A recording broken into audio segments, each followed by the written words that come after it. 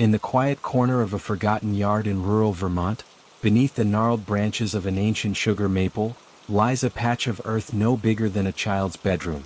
And yet, it holds the weight of 1,000 unspoken goodbyes. No headstones mark the spot. No official records note its existence. But those who lived on Maple Hollow Road in the autumn of 2007 knew exactly what it meant when old Mrs. Elowen Whitmore began digging again.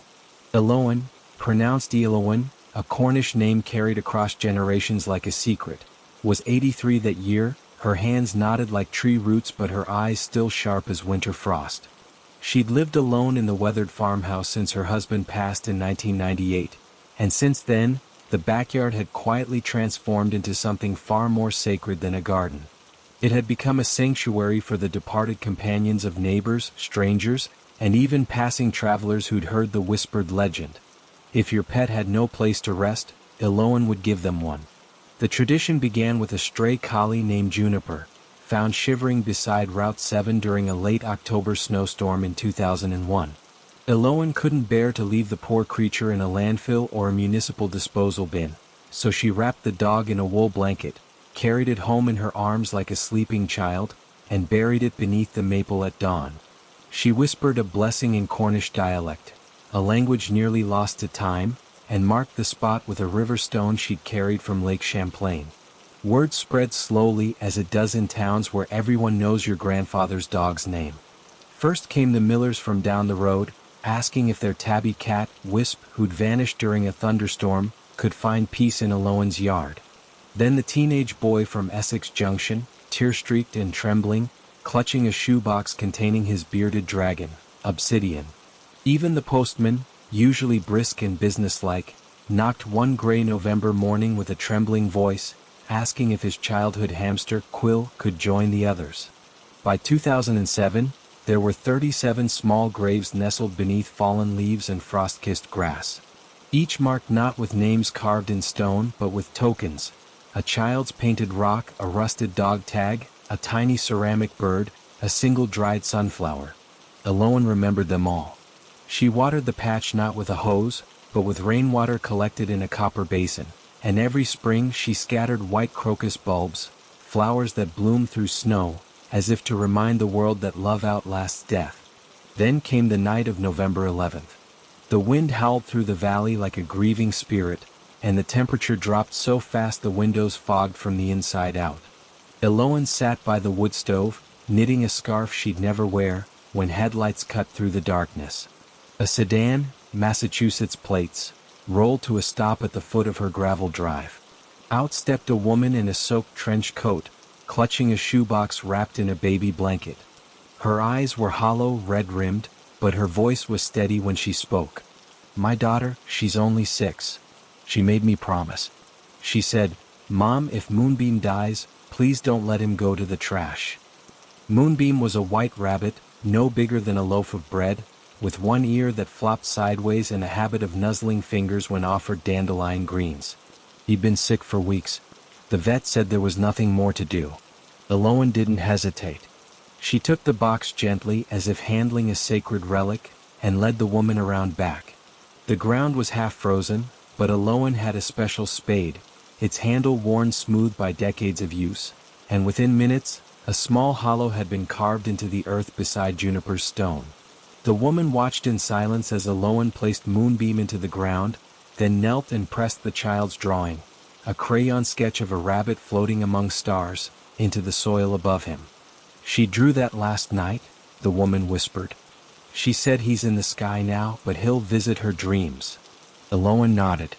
"Animals don't vanish," she said softly. "They just learn to live in our hearts instead of our arms."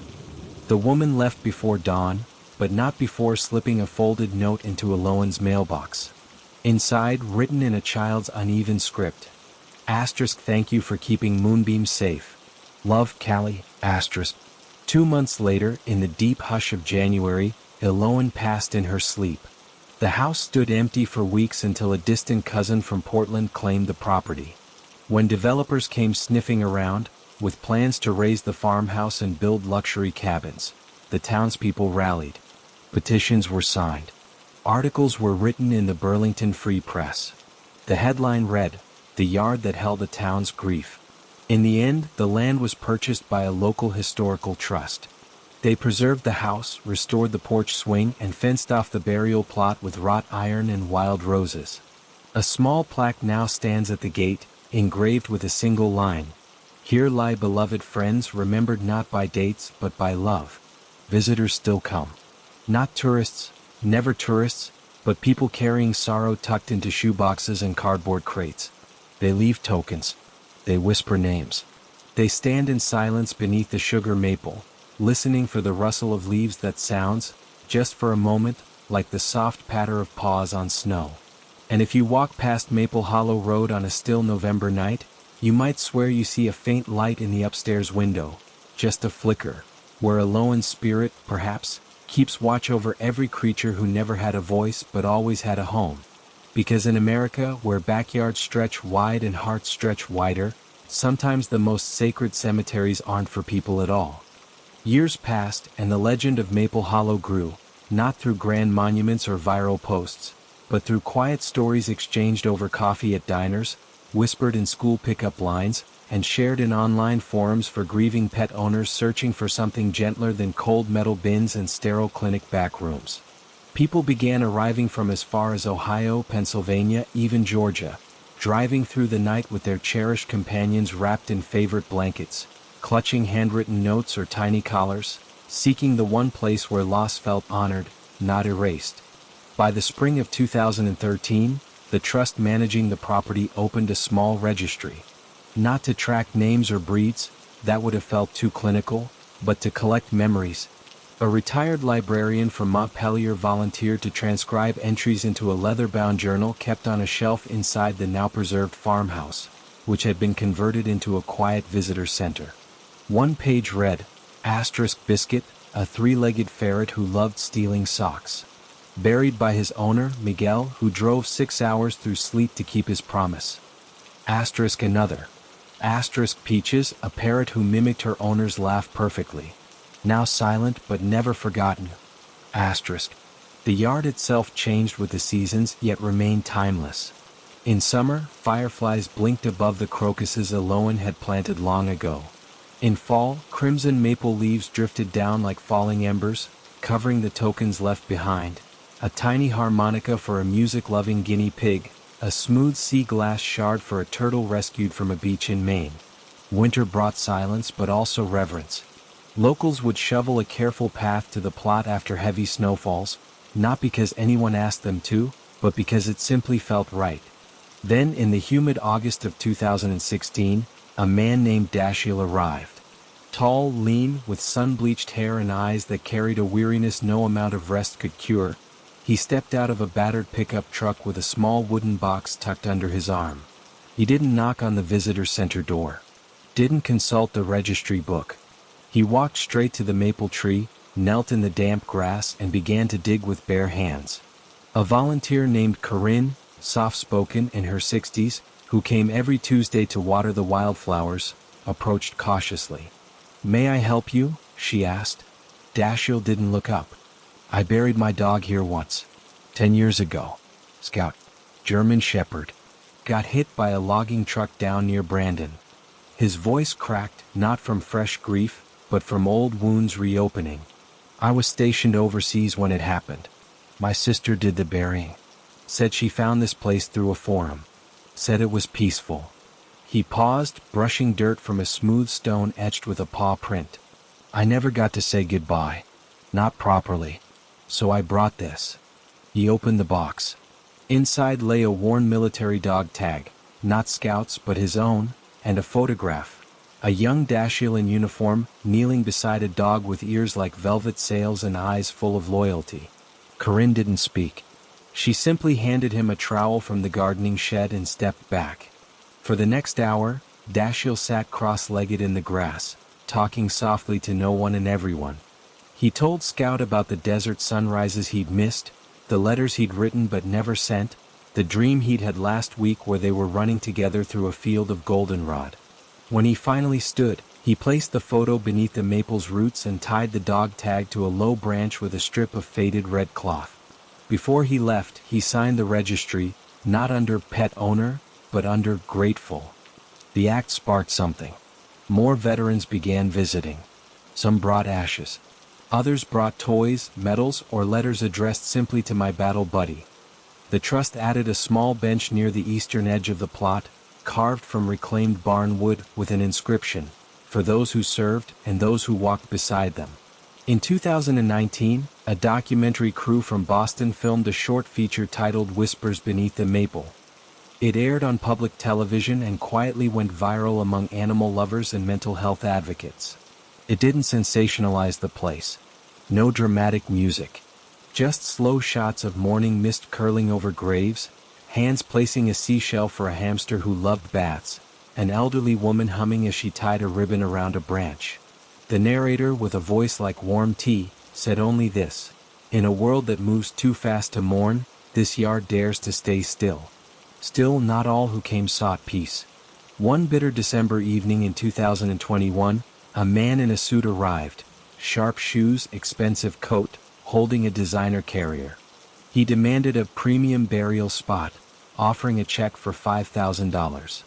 He wanted a custom stone, GPS coordinates, and weekly flower deliveries. The caretaker, a gentle man named Elias who'd known Eloan as a boy, declined. "This isn't a service," he said kindly but firmly. "It's a promise. And promises aren't for sale." The man scoffed, muttered something about sentimental nonsense, and left. But days later, the carrier was found abandoned at the edge of the road, empty. Elias buried it anyway beneath a holly bush with a note: "Even the forgotten deserve dignity." Then came the storm of 2023. Hurricane remnants swept up the East Coast, flooding basements from Long Island to Lake Champlain. Maple Hollow Road turned to mud. The visitor center lost power for 3 days. But on the fourth morning, as the sun broke through ragged clouds, a line of cars stretched down the lane, not for emergencies but for rituals. A young couple buried their elderly cat, Nimbus, who'd seen them through college debt, breakups, and finally marriage. A boy of 10 placed his hamster, Sprocket, beside a tiny wrench carved from wood.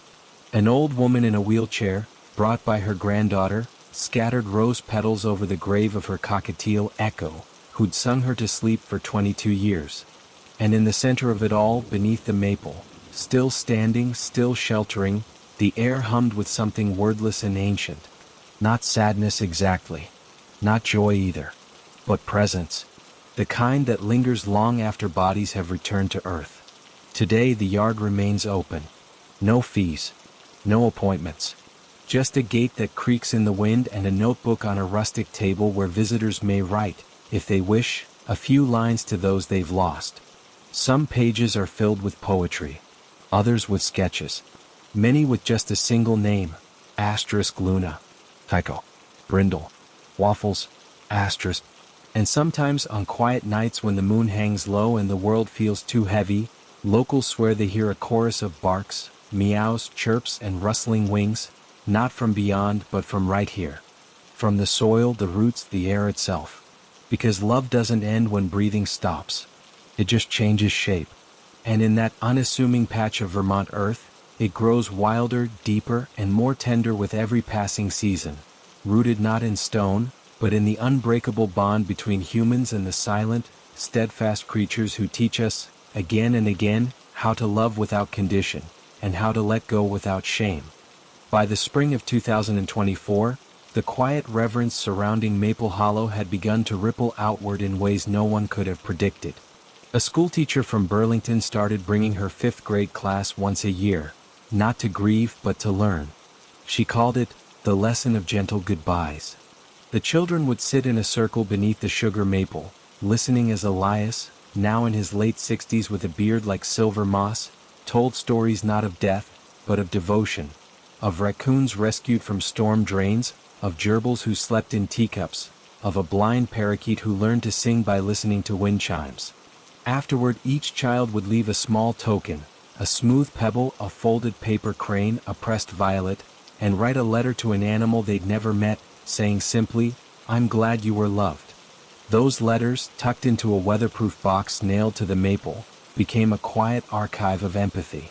One read, *Dear Whiskers, I hope your dreams were full of sunbeams and tuna. I named my new kitten after you. Asterisk another. Asterisk to Sir Barks-a-lot. You must have been very brave. My dog barks at squirrels too.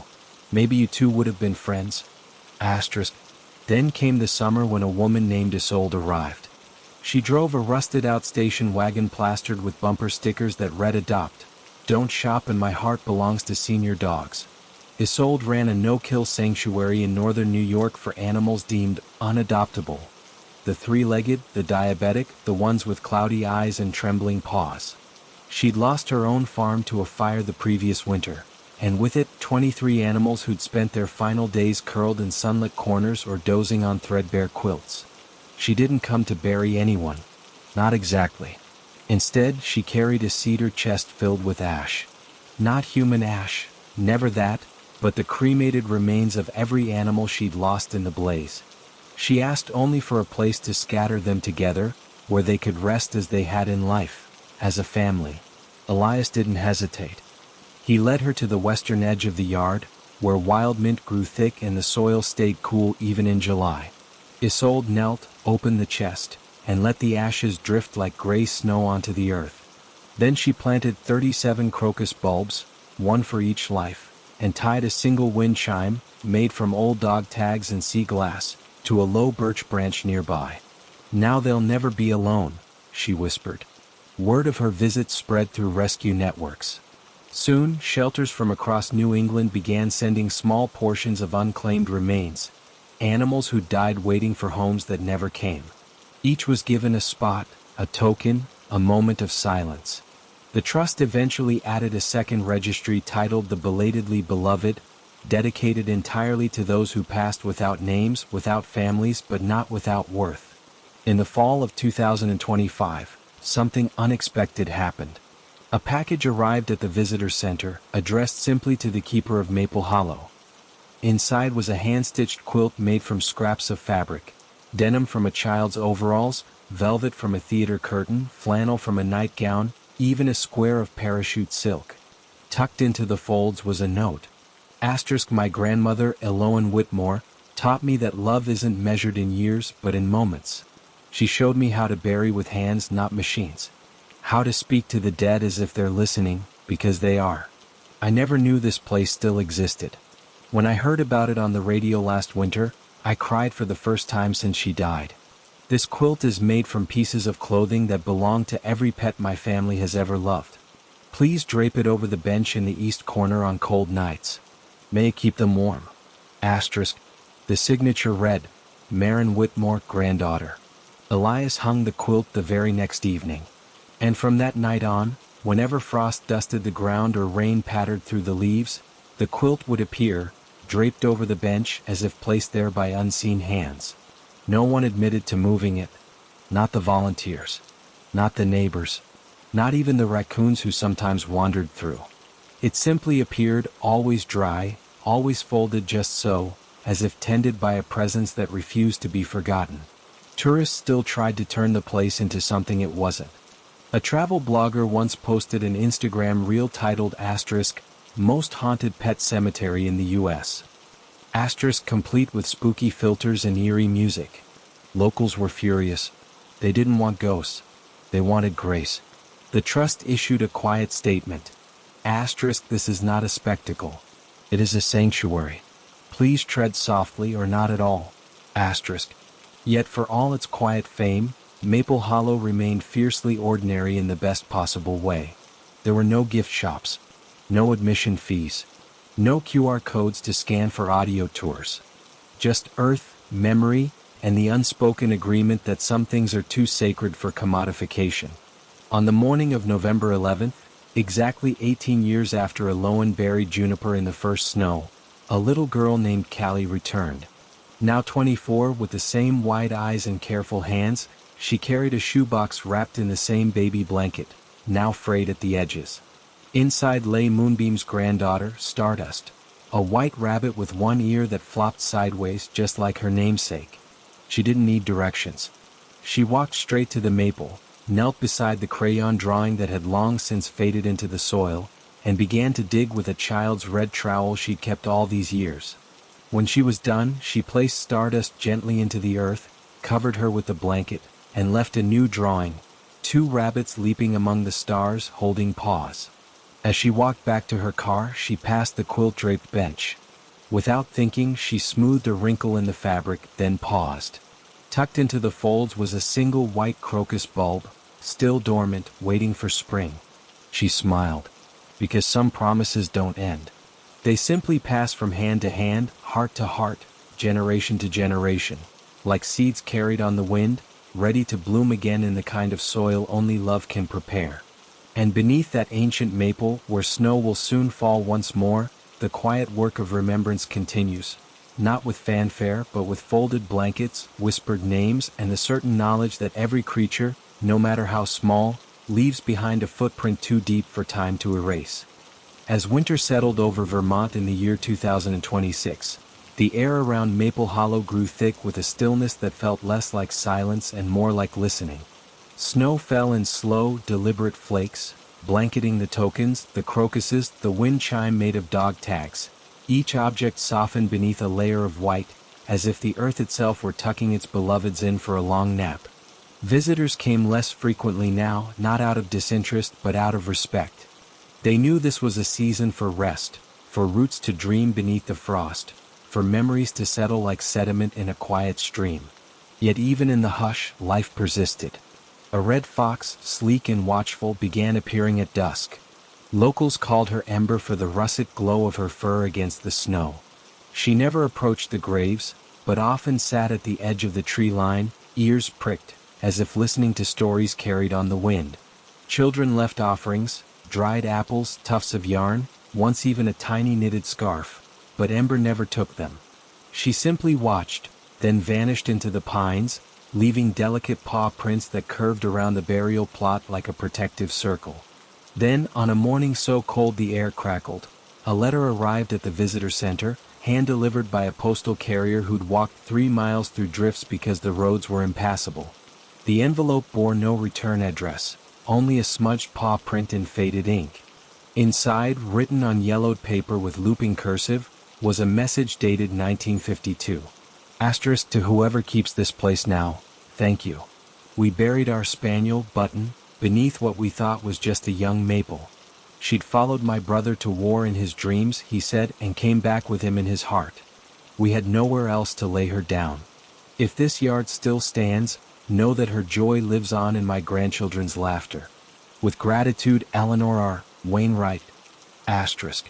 No one knew who Eleanor was. Records from that era were sparse. But Elias carefully transcribed the letter into the leather-bound journal, placing it between entries about a hedgehog named Quill and a goldfish called Captain Bubbles. He then pinned a photocopy inside the visitor center beside a faded photo of a woman in a 50s dress kneeling beside a puppy. The caption read simply, "Another keeper of the quiet promise." Spring returned as it always does, tentative at first, then triumphant. The crocuses Aloan had planted decades ago pushed through the thawing soil, their white petals like stars reborn. And with them came new arrivals. A woman named Talia drove up from Rhode Island with a glass jar containing the ashes of her African gray parrot, Orson, who'd recited Shakespeare for 30 years and once called 911 when she fell in the kitchen. She scattered his remains near the holly bush where the abandoned carrier had been buried, whispering, "Exit, pursued by a bear," his favorite line from The Winter's Tale.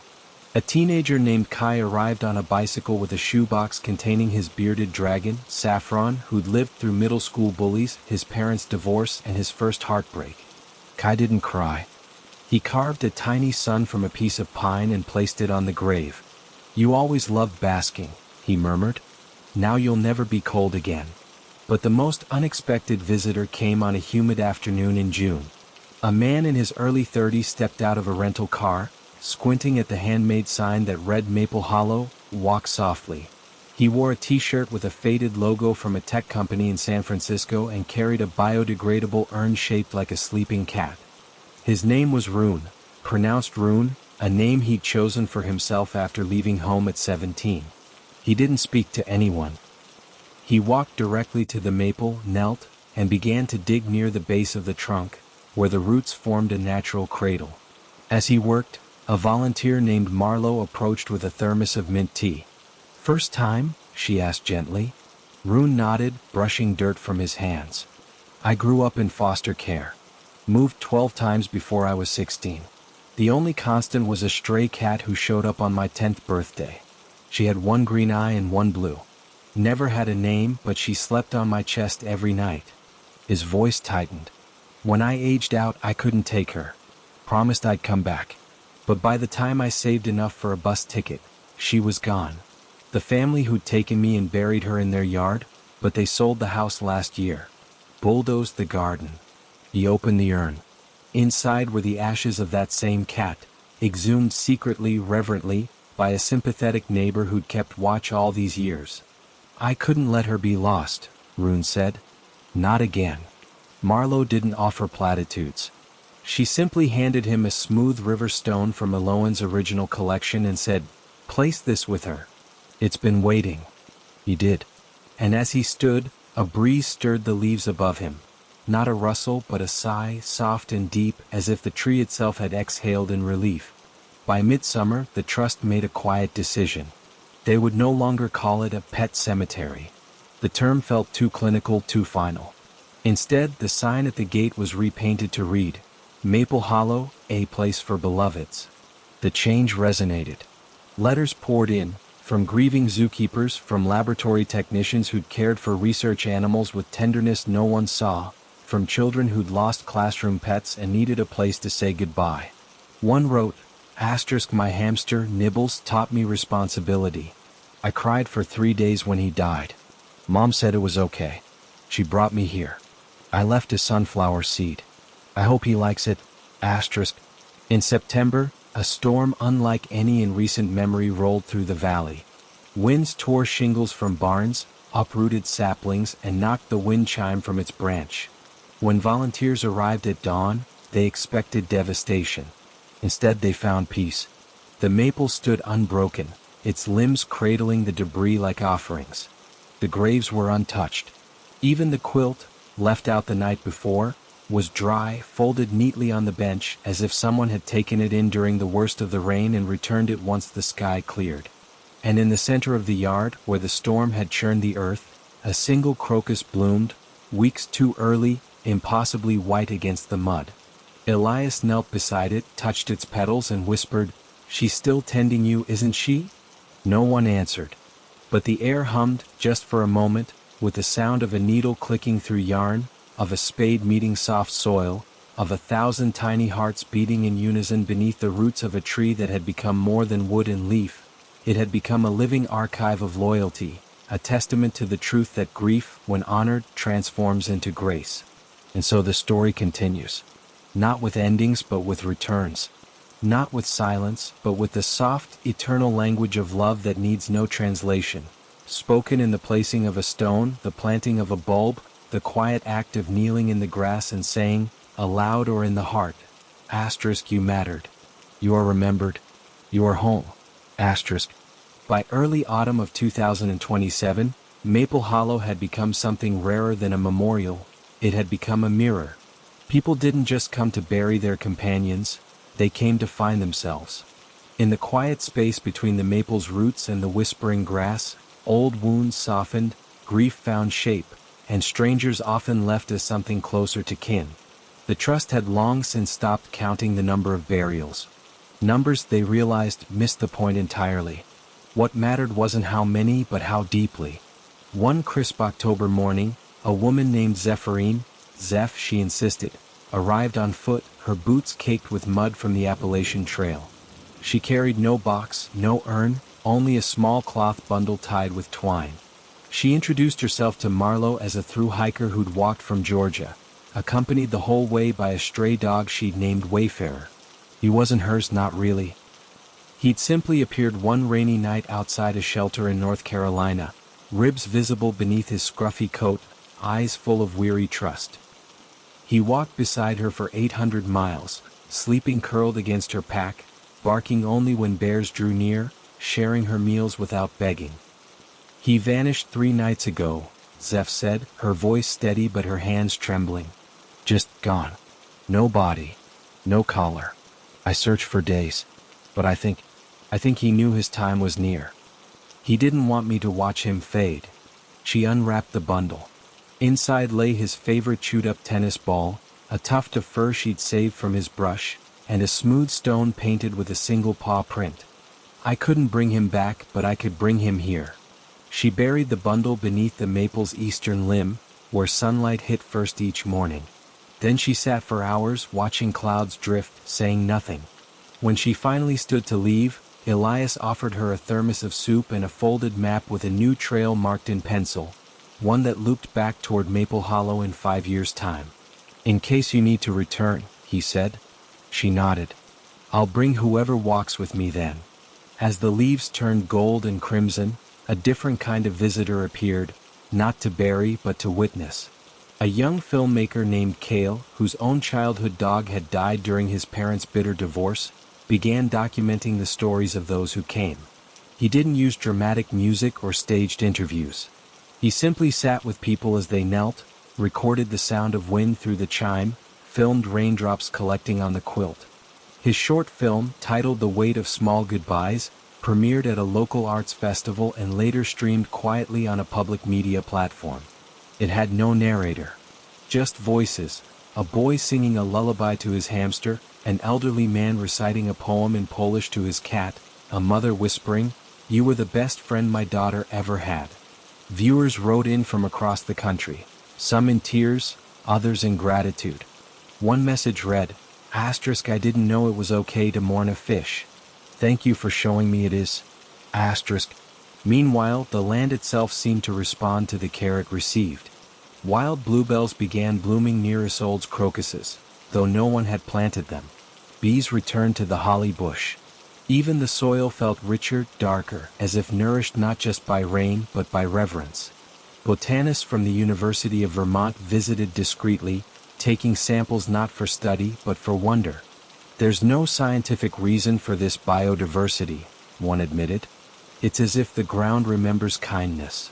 On the first snowfall of November, exactly 20 years after Eloan Whitmore buried Juniper, the town held a silent gathering. No speeches, no ceremony. Just dozens of people standing in the yard at dawn, breath fogging the air, each holding a white candle. They placed them gently around the maple's base, forming a circle of light that flickered like living stars.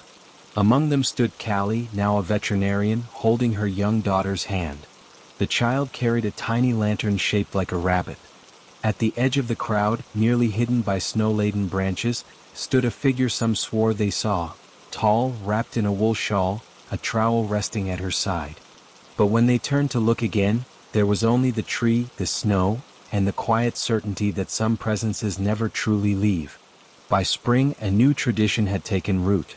On the first day of every month, volunteers opened the farmhouse kitchen and served tea. Chamomile for calm, mint for memory, lavender for peace. People came not only to grieve but to sit in shared silence, to exchange stories over warm mugs, to realize they weren't alone in loving deeply something the world might call just a pet. One afternoon, a man in a military uniform arrived with his young son. The boy clutched a shoebox containing a gecko named Sergeant Scales, who'd lived through 3 deployments. As the father helped his son dig, he told Elias, "Back overseas, he was the only thing that reminded me of home. Watched him sleep on my helmet while mortars fell a mile away. Feels strange to cry over a lizard. But I do." "You should," Elias replied. "Love isn't measured in species. It's measured in presence." As the seasons turned once more, Maple Hollow's influence stretched beyond burial.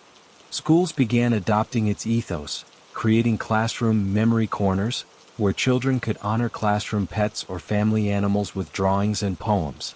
Therapists in nearby towns started bringing clients who struggled with loss, human or animal, to sit beneath the maple, not to talk, but to simply be with sorrow in a place that held it gently. And always the tokens grew. A tiny firefighter helmet for a hamster who saved a child from nightmares. A seashell from California for a tortoise who loved ocean documentaries.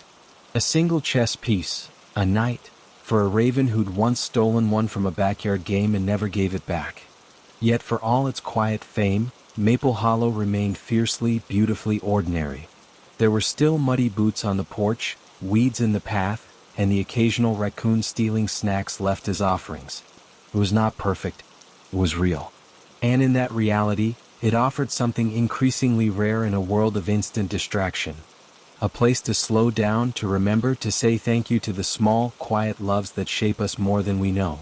One evening, as fireflies blinked above the crocuses, Elias sat on the bench beneath the quilt, now patched in places, its colors faded but its warmth intact. He opened the registry to a blank page and wrote, not a name but a question. Who will tend this place when I am gone? He didn't have to wait long for an answer. The next morning, a young woman named Wren, the granddaughter of Isolde, now studying veterinary ethics, knocked on the visitor center door. She carried a trowel, a bundle of wildflower seeds, and a notebook filled with sketches of animals both lost and found. I've been coming here since I was 5, she said softly. My grandmother said this place saved her soul. I'd like to help keep it alive. Elias handed her the trowel. Start where the soil feels warmest, he said. And so the circle continued, not broken, not even bent, but woven anew with each generation that understood. Some loves are small in the world's eyes, but immense in the heart.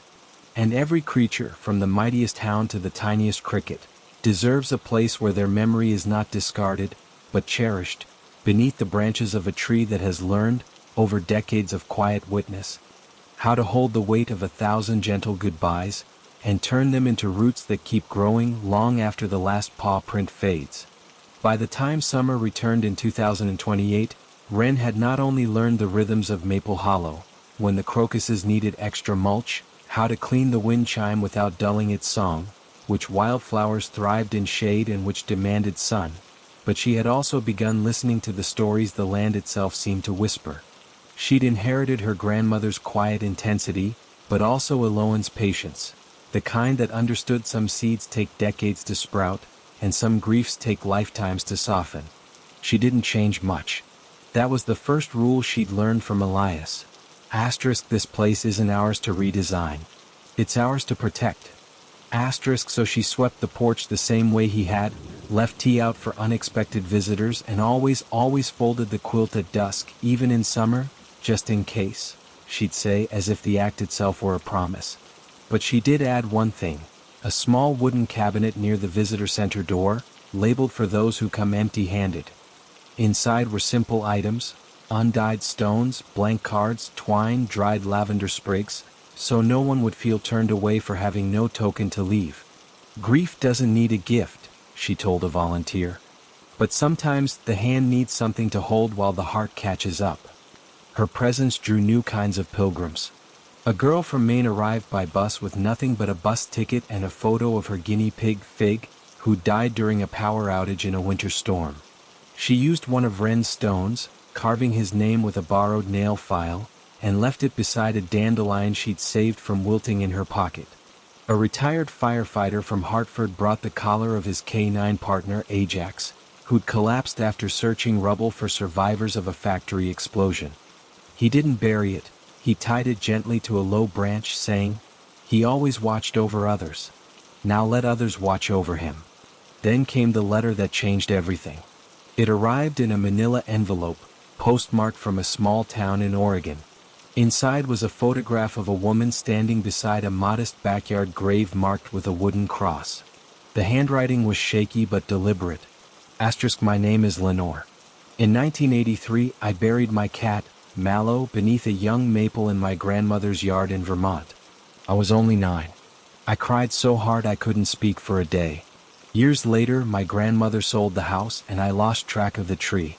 I've searched for decades. Last week I saw a documentary clip. Fireflies, a quilt, a wind chime made of tags. I knew.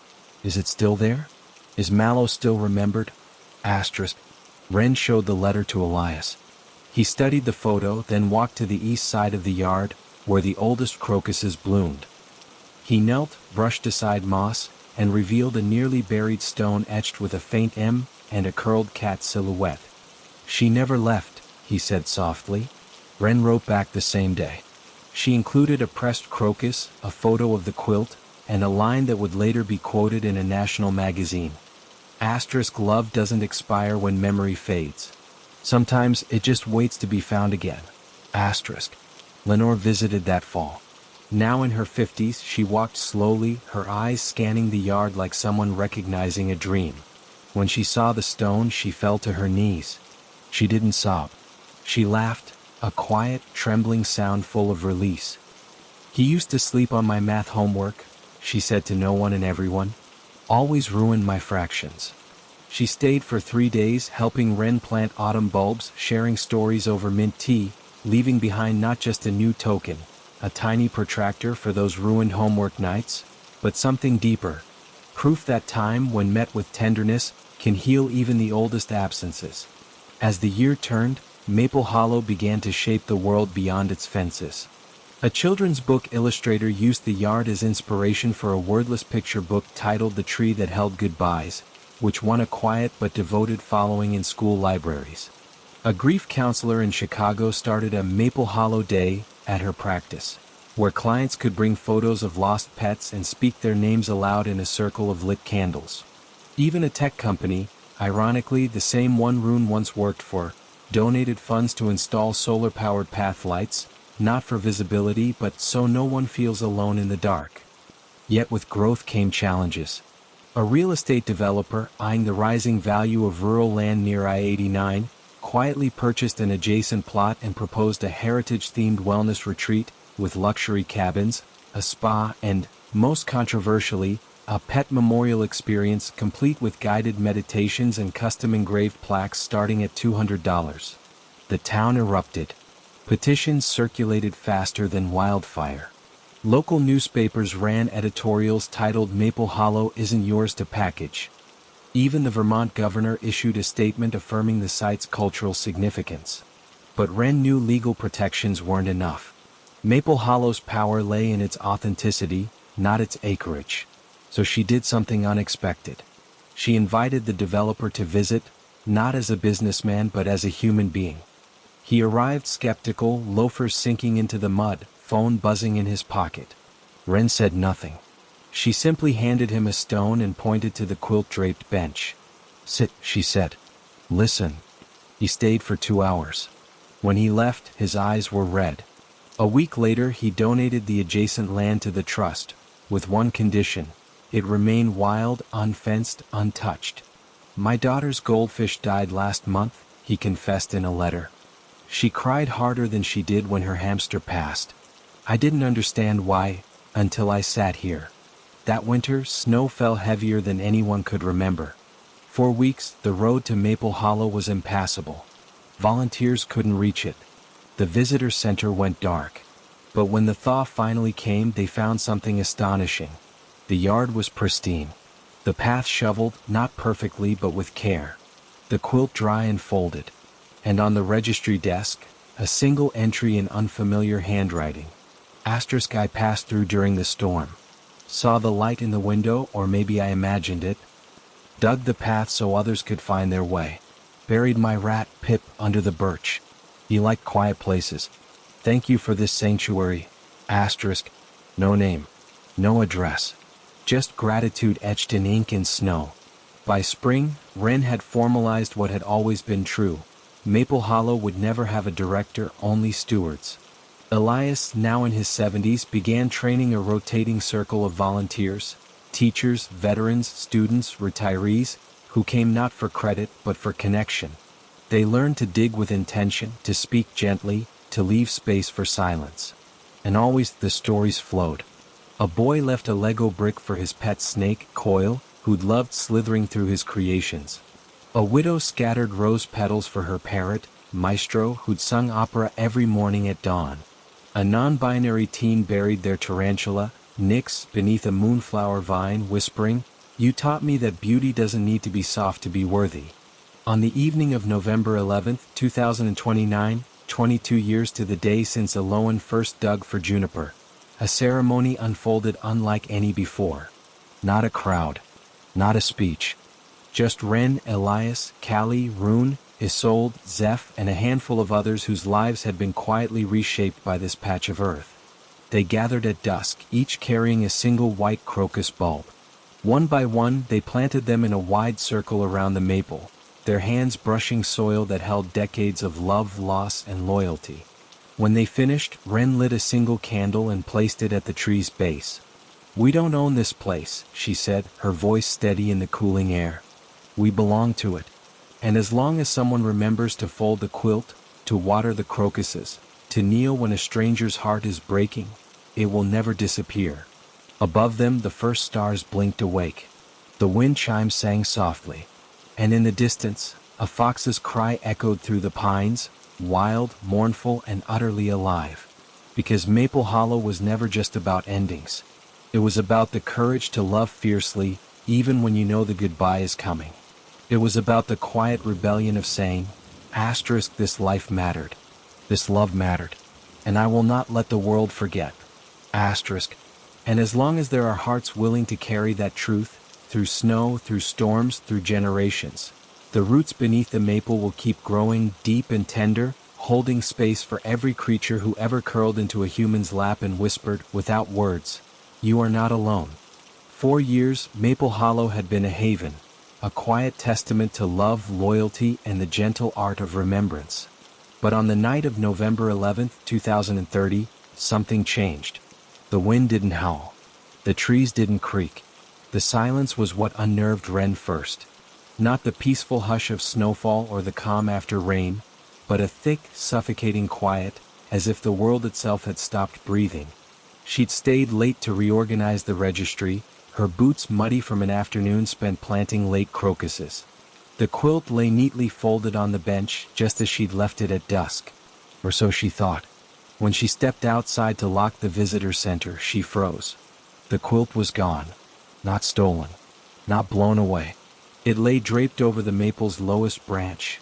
Impossible, because that branch stood 8 feet off the ground and no ladder had been used. Worse, it wasn't folded.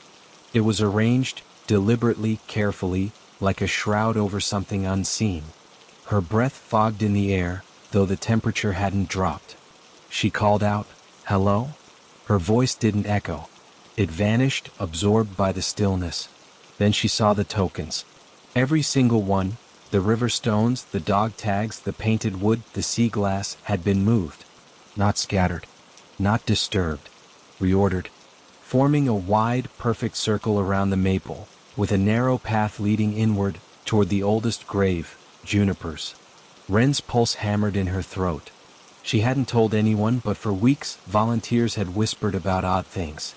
Footprints appearing overnight in freshly raked soil, too small for an adult, too large for a child. The wind chime ringing on windless nights. The quilt found damp with dew in the dead of winter. She stepped toward the circle. The grass beneath her boots felt warm. Unnaturally so. Then she heard it. A sound she'd never heard before at Maple Hollow. Not a bark. Not a meow. Not even a rustle. It was breathing. Slow. What? Rattling, like something trying to draw air through lungs long turned to dust. It came from beneath Juniper's stone. Wren backed away, but her foot struck something soft. She looked down. A child's drawing lay in the grass, faded, yellowed, the crayon nearly worn through. It showed a rabbit with wings floating among stars. The words at the bottom read, "Moonbeam is happy now." Callie's drawing. From 18 years ago. But it had been buried with Moonbeam. Sealed in the soil. There was no way it could be here, pristine as if just made. Then the wind chime clinked. Once. Sure. Like a warning. From the tree line, a pair of eyes gleamed in the dark. Not Ember the fox. These were too high. Too still. And they didn't blink. Wren turned to run. And froze. All around her, the graves were trembling. Not the earth. The graves themselves. Small mounds shifting, sinking, then rising again as if something beneath was stretching. A low whine rose from the soil, familiar, heartbreakingly so. Scout's whine. Then a chirp, Sprocket the hamster. A squawk, Maestro the parrot. A hiss, Nix the tarantula. Dozens of sounds, overlapping, growing louder, not in pain but in hunger. Not for food. For company. Wren stumbled backward, her heel catching on the bench. She fell hard, her hand landing on something smooth and cold. The registry. Open. A new entry had been written in ink that shimmered black under the moonlight. Ink that hadn't been there an hour ago. They miss you at red. Asterisk, they've always missed you. Come lie down. Stay a while. You'll never be alone again. Asterisk. The handwriting was unmistakable. It was Alohan's. But Alohan had been dead for 13 years. From beneath the maple, a paw, translucent, glowing faintly blue, emerged from the soil. Then another. And another. Not skeletal. Not decayed. Oh, alive. But wrong. Their eyes reflected no light. Their fur moved against no wind. They were coming. Not to harm. To welcome. Because Maple Hollow had never truly been a resting place. It was a threshold. And now that so many had been loved, remembered, and mourned with such devotion, the veil had thinned. The dead weren't staying buried. They were waiting. Watching. And tonight, for the first time, they'd started calling back.